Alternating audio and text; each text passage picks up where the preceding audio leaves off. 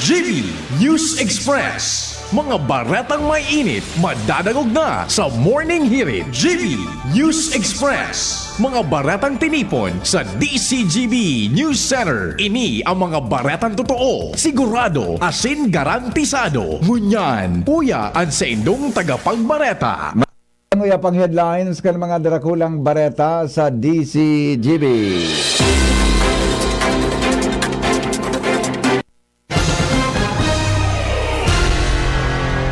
Headlines kan mga bareta ngayong tabi nga daw gobyerno probinsal kan Masbate padagos ang pigigibong assessment sa mga edifisyo kasunod kan tuminamang magnitude 6 na linog bilang kang narehistrong aftershock suminakat sa sobra sa 300 sigon sa FIVOLCS.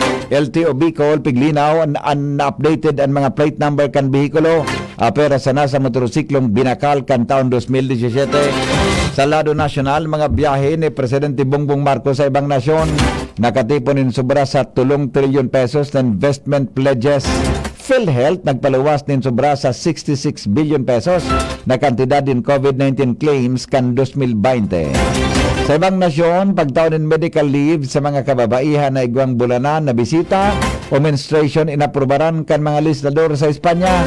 Komisyon kan Serbisyo Sibil pinag-inganyar ang publiko na tangkilikin ang sariling atin.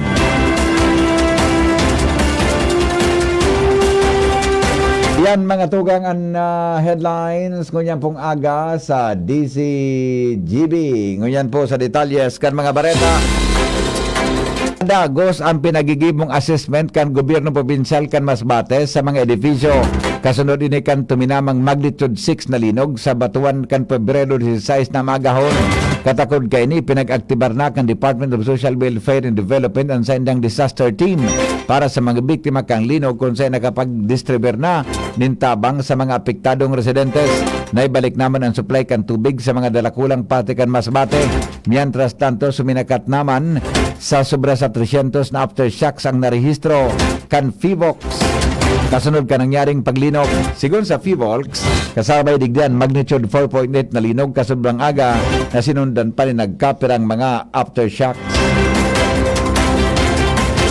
Matian sagod pa sa masunod na simana ang mga aftershocks kan linog na nangyari sa probinsya kan Masbate. Sigon ini kay Philippine Institute of Volcanology and Seismology resident volcanologist Dr. Paul Alanis kung saan siyang ipaliwanag ang rason kung nata ini nangyari. This is what is called the Philippine Fault po. Ito po yung meron nagsimula sa Northern Luzon pababa hanggang Southern Mindanao. Nagkaroon pa po tayo ng mga malakas na earthquake. Sundin lang po natin yung duct cover and hold. And kung may mga damages po sa mga buildings, again po, pa-inspect po muna natin sa mga structural engineers para ma-determine kung safe up siya.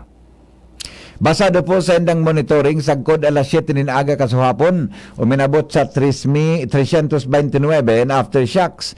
23 kaya niya ang may intensity report na namatian kan tawo. Pinakahalangkaw digdian 4.2 magnitude na intensity 5 kasuhapon. O kaya intensity 5 kasuhapon, alas 5:30 nin aga, Pebrero 17. Tirawa din ni Dr. Alanis na paglinog sa Masbate, daiman pwedeng i-attribuer sa Mayon Volcano sa pagkasabing Harayong Maray ang pinangyarihan kang linog sa lokasyon kan bulkan sa probinsya kan Albay. Iba pa niya to, mga tugang na mga bareta, ngunyan pong aga sa GB News Express.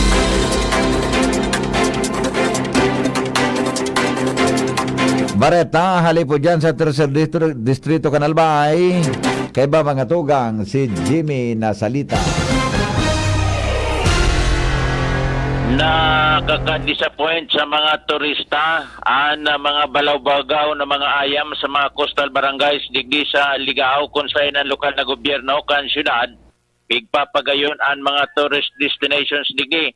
Ang mga gilid kan dagat malinig puwerte ang paglakaw-lakaw, may mga pwesto negosyo na kaunan asin mga recreation facility sa tampikan dagat an saro sa nasa obserbasyon ni Mayor Nando Gonzales an makauyam iguanin mga may sadirinin ayam an pipabilo sana an sa indang mga ataman na buruhi apira sa delikado ini na makakagat ang problema sa pagkaaga makanos na sa mga gilid din dagat digdi ang mga ayam nag-aarati ang pangapudan kan alkalde sa mga may sadiri na igwang eksistidong provincial ordinance na dapat garakudan ang mga ayam kung saan ang problema dahil ini na ipapautob nin tultol kung kaya nangangapudan ang alkalde kan ligaw sa mga may ataman in ayam digdi turog na sa mga coastal barangays na mag-isusugad man garakudan ang mga tama na ayam sa pagsabing pigpapaasinso kan syudad ang industriya kan turismo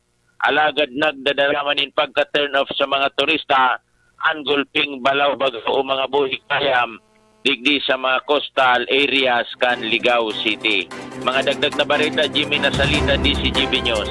Piglinaw kan Land Transportation Office sa Bicol na updated daw ang senda mga plate number kan mga vehikulo apero na sa motorsiklong binakal kan taon 2017 sigon kay LTO Bicol Regional Director Francisco Ranches konsen solamente kan taon 2017 nagkaigwaning baklag alagad sa ngunyan pigigibunakan sa inang sentral na opisina tinawarin doon ni Ranches na wara nin dugang na babayadan sa mga makuanin plate number sa pagkasabing kaibahan ini sa enot na binayadan kansinda nagparehistro kan sa indang bihikulo.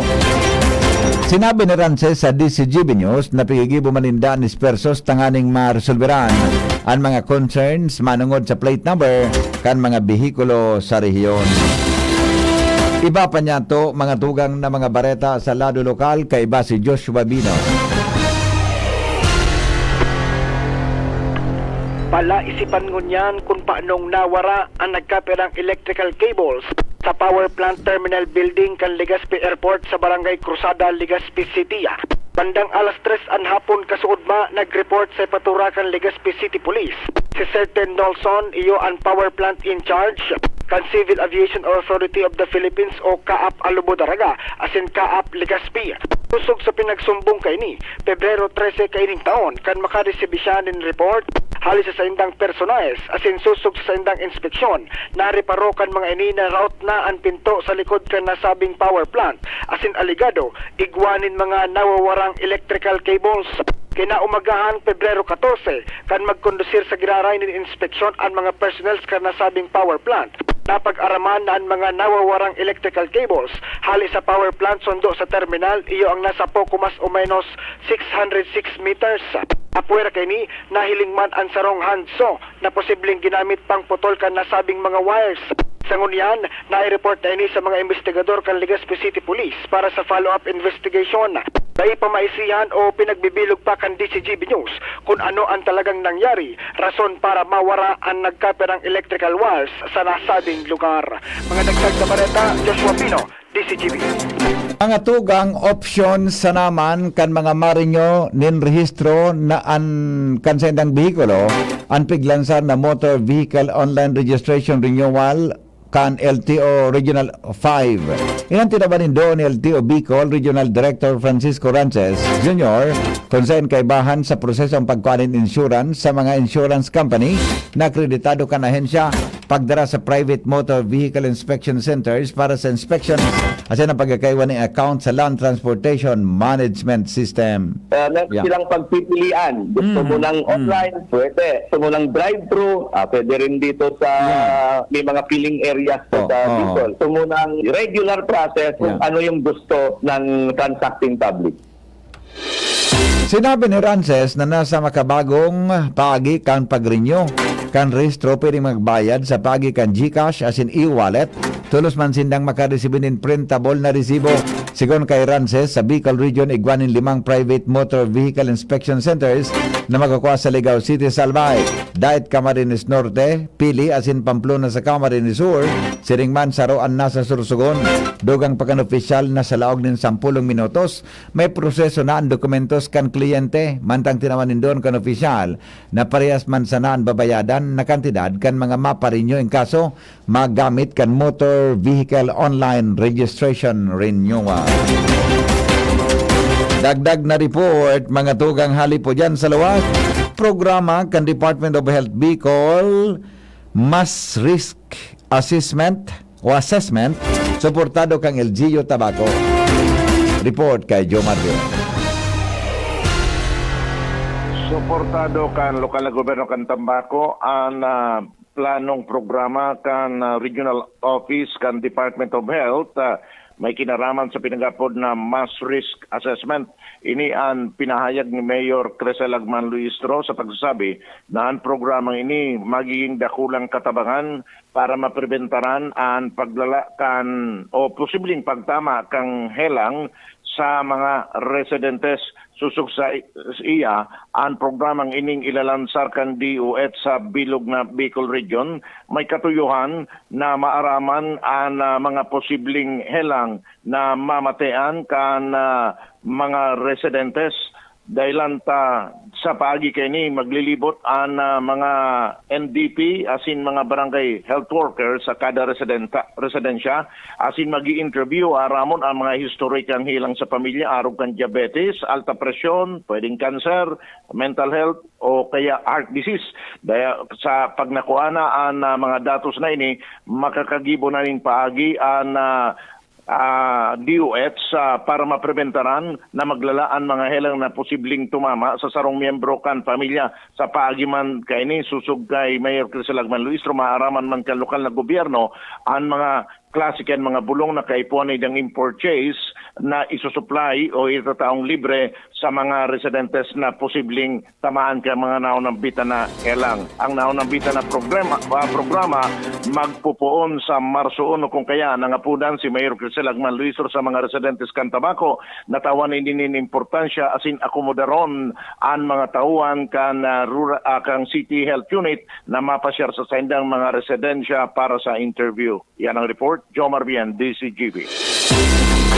Dakulang tabang ang pagkakaigwanin mga sports club sa mga eskwelahan kung kaya magapadagos ang implementasyon kay ningon niya na taon. Sigon kan Albay School o kay Albay School Governance and Operation Division Sports Officer Danilo Murillo. Sa bagi kay ni matatabangan na madugangan ang kaaraman kan mga estudyante sa lado kan Karawat. Matatandaan na kan taon 2021, nagpautob ni memorandum ang ahensya kang edukasyon sa pagkakaigwan ng sports club sa mga eskwelahan para sa kinder sa grade 12. Alagad dahil nagkaigwan in full implementation dahil sa COVID-19 pandemic. Nagkapira sa mga mandatory sports yun arnis, athletics, chess, sipak takraw, dance sports as in swimming. Mga tugang, bareta po sa luwas kan o sa laog kan sa tuyang nasyon. Abangan sa samuyang pagbabalik mga biyahe ni Presidente Bongbong Marcos sa ibang nasyon. Nakatipon daw nin sobra sa 3 trillion pesos na investment pledges. PhilHealth nakapag paluwas nin 66 billion pesos na kantidad kan COVID-19 claims sa taon 2020. Medical leave sa mga kababaihan na igwang bulanan na bisita. Inaprobaran kan mga legislador sa Espanya, maray pasinda. Bareta sa negosyo, Civil Service Commission, piging kanyar ang publiko na tangkilikin daw ang sariling atin. Nakatipon mga tugang in kabilugan na 3.4 trillion pesos ang 116 na inuling investment pledges o pangako kan mga ibang nasyon kay Presidente Bongbong Marcos halin sa biyahe kay ni sa ibang nasyon. Sa pahayag kan Presidential Communications Office, pinakadakulang kantidad iyo ang halin sa biyahe sa China na nagkakantidad din 24 billion dolyar. Sobra sa 1.3 trillion pesos. Pun kan tuminukaw bilang Presidente kan Hunyo 2022. Pero sa China, nagbisita man si Marcos sa mga nasyon kan Indonesia, Amerika, Cambodia, Thailand, Belgium, Switzerland, 2 beses sa Singapore, asin ang pinakabago sa Japan. Yan tras tanto, sinabi kang presidente na mismong nagpuon na namatian ang kasunduan na pinirmahan niya sa mga nagkapirang foreign trips. Sigon kay Marcos, partikular digdian nagkapirang memorandum of understanding na pinirmahan sa Indonesia at Singapore kung sa impigilauman na mapunan ang proyekto sa mga masunod na simana.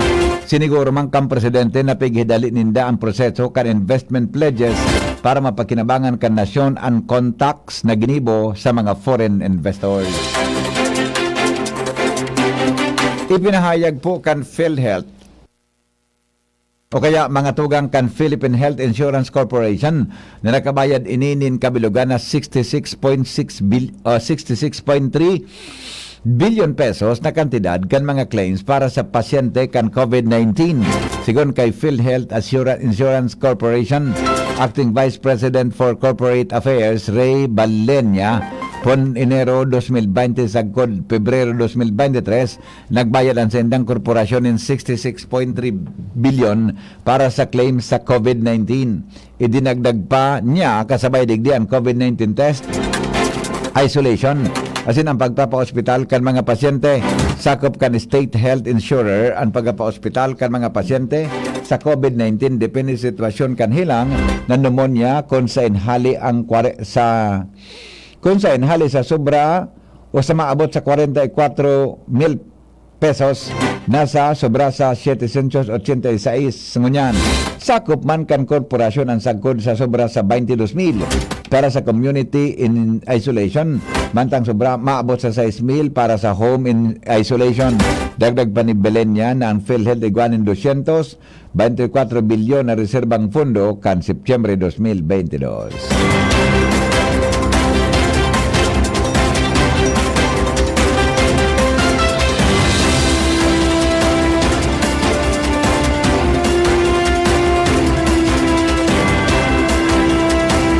Mga tugang nagpahayag po ang Department of Foreign Affairs kan sendang sarong House Leader na masyado pang premature o masyado pang atab para ma-invoke ang activation kan Mutual Defense Treaty kan Pilipinas sa Estados Unidos kasunod kan military grade laser incident sa West Philippine Sea. Siraram kang 1951 treaty, nagpromesa ang US asin Pilipinas in alyansa en kaso magkaigwanin armadong pag-atake sa public vessel, tropa o airship. Sigon kay DFA spokesperson Maria Teresita Daza, ang naging aksyon kan Chinese Coast Guard dahil may kakonsiderar na armed attack. Maski inot ng siniguro kan DFA report kan Philippine Coast Guard na piglutukan sindakan Chinese Coast Guard in lasers na nagkausa din pagkabuta kan sa indang crew na 2 beses na nangyari. Sa ngunya nagpapadagos ang diskusyon sa mga opisyalis kan gobyerno kan Pilipinas kuno rin i-activate ang Mutual Defense Treaty. Nagpatanid man si Deputy Speaker Ralph Recto laban sa pag-invoke kan Mutual Defense Treaty dahil sa laser harassment kan China. Ipinadara na kan Philippine Coast Guard o PCG sa Kalayaan Island Groups ang pinakadakula kaning maritime assets na BRP Teresa Magbanua. Ini partikan magpapakusog kan maritime activities kan PCG sa West Philippine Sea. Asin pagsunod sa direktiba ni Presidente Bongbong Marcos na pakusugon ang presensya kan Philippine Coast Guard sa nasabing lugar. Pinagibisuhan man kan mga parasirang Pilipino sa lugar na magradyo sana sa PCG o sa Armed Forces of the Philippines kung kinakaipuan in tabang. Ang lakdang na ini kan PCG bilang paghanda sa pagrusok kan parasirang Pinoy sa summer season. Matapos magtao nin kaugmahan sa aldaw nin mga puso, ipinautob ang price rollback sa produktong petrolyo. Nag-anunsyo naman ang lokal na kumpanya kan petrolyo nin taas presyo sa piso kada litro sa masunod na semana.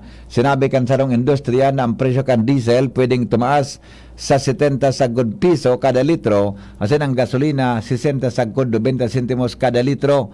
Ang mga pagtantiya sa presyo base sa 4 na aldaw na average kan produksyon sa world market kan petrolyo pon Pebrero 13 sagod 16 kan Pebrero 14 binawasan kan mga kumpanya kan petrolyo ang presyo kan diesel asin kerosene 2.20 kada litro asin 2.50 kada litro ang dahil paghiro kan presyo nin mga gasolina.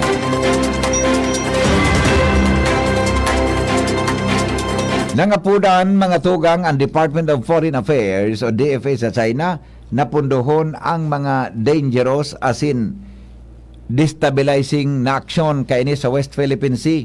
Sigon sa tagapagtaram kan DFA na si Teresita Daza, nanindugan ang ahensya sa report kan Philippine Coast Guard na kan nakaaging aldaw, inakusaran ang sarong Chinese security vessel nin paggamit ng military grade laser laban sa sarong Filipino patrol boat harani sa Ayungin Shoal.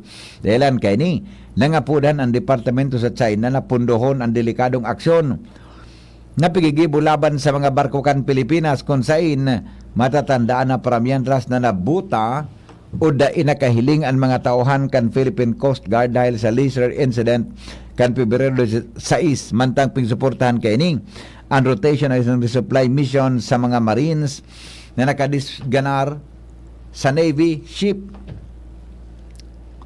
o na nakadesignar sa Navy ship na naka-ground sa Ayungin Shoal. Mientras tanto, pigonsiderar po kan Department of Agrarian Reform o DAR ang pagbugtak nin farm to market roads bilang dalan kan gobyerno pasiring sa puso kan mga tao siring man bilang patunay sa pangako kan Departamento sa Serbisyo para sa manuwaan sa komunidad lalo na sa mga benepisyo kan agrarian reform bilang simbolo kan pangako na ini. Sinabi kan Department of Agrarian Reform o sinabi ni Department of Agrarian Reform Secretary Conrado Estrella III na madali nang magbugtak ng permanente as in uniformadong market para sa lambang farm-to-market roads na ibubugtak sa komunidad sa iraram kan proyekto ng Sustainable and Resilient Agrarian Reform Communities. Kada sabing departamento, idinagdag pa niya na ang mga permanenteng marker iyo ang primerong ibinugtak sa farm-to-market roads na presenting ipinautob atab alagad sa lalong madaling panahon, sinda magiging permanent fixers sa iba-ibang panginot na rural infrastructure projects kan Department of Agrarian Reform na kinabibilangan kan mga tulay, post-harvest facilities as in irrigation facilities.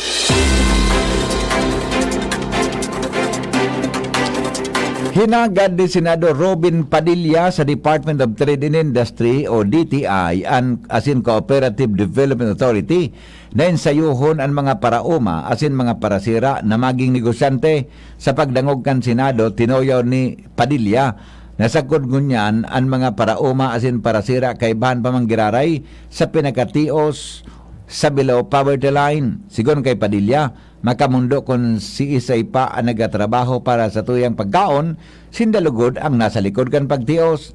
Nagapilar man ang senador na taunan in training ang mga parauma asin parasira para sa endang materyales na day nag-agi sa traders tanganing aning bilog na makuakan mga ini.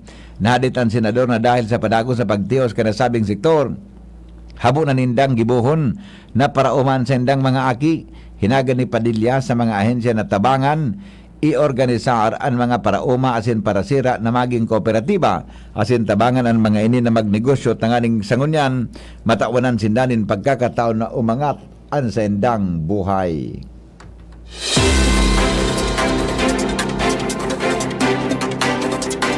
Pinangaranan bilang Best Airport sa Asia 2022 ang Mactan Cebu International Airport sa nakalis na Rhodes Awards 2023 na ginibo sa Chiang Mai, Thailand.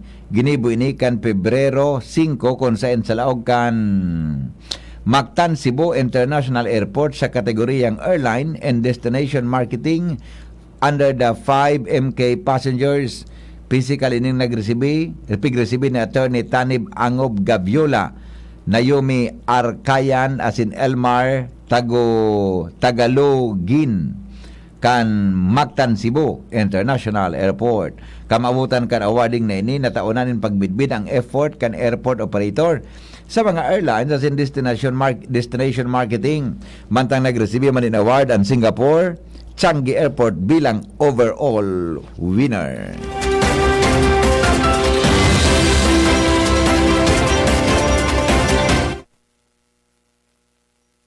Pipahiro po ni Senador Sherwin Gatchalian ang Parent Teachers Association para sa implementasyon kan Parent Effectiveness Services laban sa bullying. Ginibo ni Gatchalian ang pangapudan matapos ipahayag kan mga eksperto nan mga jóvenes naglansar nin violensya sa mga harong ay asin perming nagpapahiling nin ugali nin sarong bully. Pigrekomendar ni Gatchalian na makipagtamangan ang Department of Social Welfare and Development sa PTA para mapakusog ang pagkikiaram kan magurang sa child development araw kan pagkurtar sa bullying.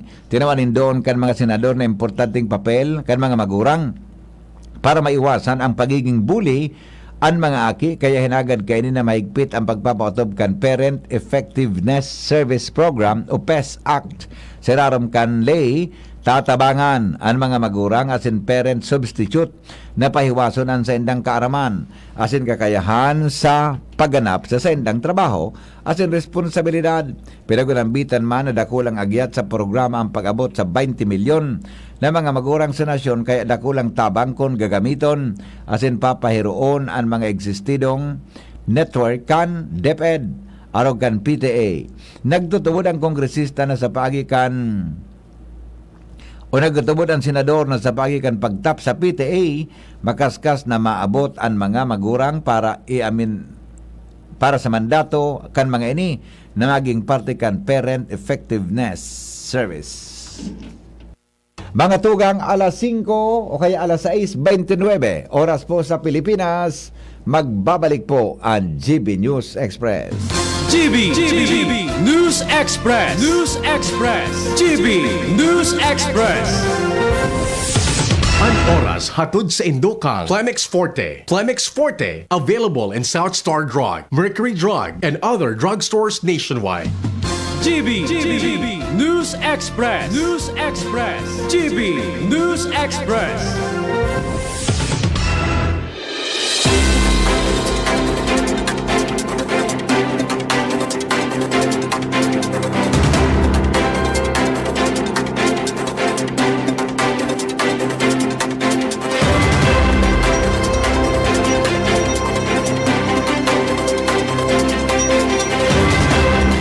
Padagos, mga tugang sa mga bareta sa ibang nasyon, inaprubaran po kan mga legislador sa Espanya ang pagtawrin paid medical leave sa mga kababaihan na igwang bulanan na bisita o menstruation. Ang nasabing lay nakakuanin 85 na boto na pabor mantang igwang 154 nagkontra. Nagapalaman sa lay na dapat aprobado kan sarong doktor na kaya kan sarong empleyadong babae na makapagtrabaho dahil sa namamatayan na bulanan na bisita nagkapera sa mga nasyon na nagpautob din menstrual leave, iyon Japan, Indonesia, asin Zambia. Makopya naman kainin na mga kwanta. Pwede man ang pwede man nag-ibon sa Pilipinas, pwedeng kopyaw nini. Kanindugan mga tugang si Ukrainian President Volodymyr Zelensky na dahi niya isusuko saro ang teritoryo sa Russia para magkaigwaning katrangkiluhan. Sinabi ni President Zelensky na ang pagpigibon nila na pagsuko siguradong mabuerelta ang Russia para makakuagirarainin mga teritoryo sa Ukraine. Sinabi niyang ang sulamenting paagi para maibalik ang katrangkiluhan, iyon tabang na itataokan kaalyadong nasyon. Magigirumduman na kanakaaging simana nagipaghuron ini sa opisyal kang United Kingdom asin European Union para makahirit nin mga suportang militar asin mapalayap ang Russia sa saindang teritoryo.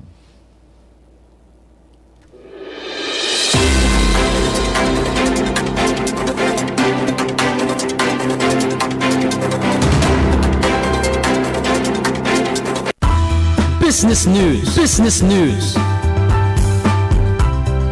Tangkilikin ang sariling atin. Inan tinawanin doon kan komisyon kan serbisyo sibil sa promosyon kan paggamit ng tropical fabrics sa mga uniforme kan empleyado sa gabos na ahensya kan gobyerno. Sigon kay Civil Service Commission Chairperson Carlo Alexi Nograles, nasa paaginin paggamit kan Philippine Tropical Fabrics o PTF kan mga empleyado kan gobyerno. May susulong ang pagiging makabayan asin nasyonalismo sa lado kan public official asin empleyado. Inibilang pagsunod kan Republic Act No. 9242 sigon kay Nograles, empleyado ini bilang pagsunod sa Republic Act 9242. Apera kay ni impluman kan Philippine Tropical Fabrics iyon tela gibo sa pinya, abaka, water lily, asin iba pa. Iligtas ang sadiri kontra COVID. Aramon ang mahalagang impormasyon kung paano ini maiiwasan. Digdi sa GB. Giya kan banwaan kontra COVID. GB kontra COVID. Detalye po kang istoryang yan kay Jenny Balyaran. Good morning, Jen. ang pagbabakuna bako sa ng proteksyon na sa diri kundi sarong altruistic o bako makasadiri dahil pigbabakunahan mo an sa imong sadiri tanganing maging parte ka kang immune group na magtataon ng proteksyon sa mga tawong bakunado.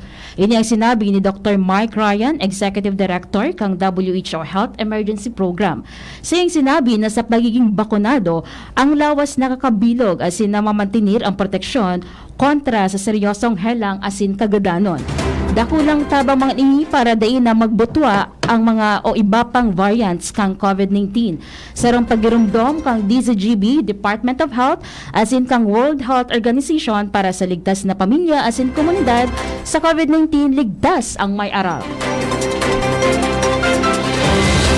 Mga tugang, alas 6:34 oras po sa Pilipinas. Babalikan ta tod lang mga tugang an pag-asa para aramon tang kamugtakan kam panahon ngunyan pong aldaw na ini nin aldaw mo niyan mga tugang nin Sabado.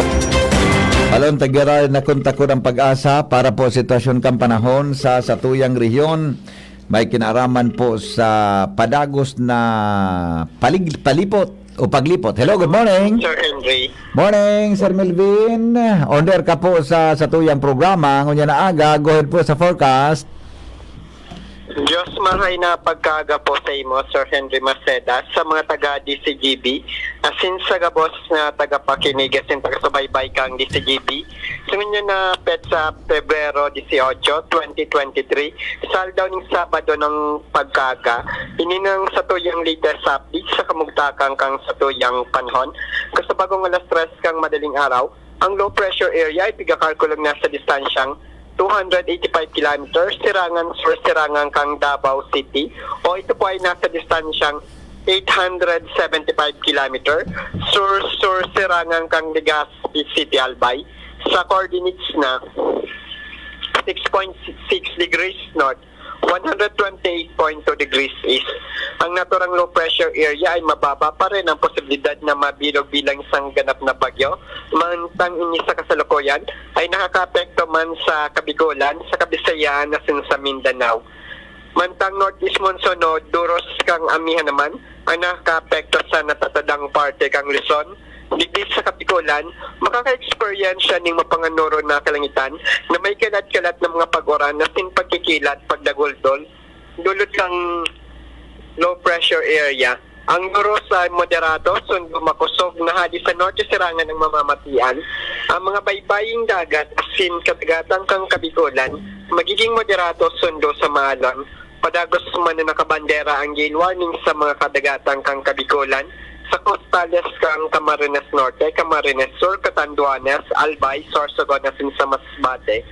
Dahilan kaya ninabisuan yung mga saradit na para sira na day mo na magpalawod. Mantang ina-alerto man yung mga darakulang sasakyang pandagat sa mga halangkaw na pagalon. Temperatura tigalaumang poon 23 sundo 28 grados sentigrado.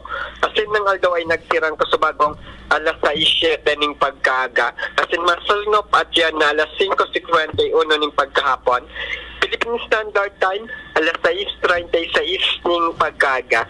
Ini si Melvin Almohela reporting live halidigdi sa Pag-asa, West Legazpi. Salamat, Sir Melvin, sa report. Hali dyan sa Pag-asa. Yan mga tugang nga detalyes kan mga Drakulang Bareta sa GB News Express. Pangaran po ka nagsurat kan Bareta, News Director Mar de la Cruz, kasabay po si Jenny Balyaran. Hali po dyan sa newsroom kan DCGB, Angel Mustasa. Asin po mga tugang ang report kan Mega Force Patrol. Ini po ang GB News Express. GB, garantisadong Bareta. GB News Express.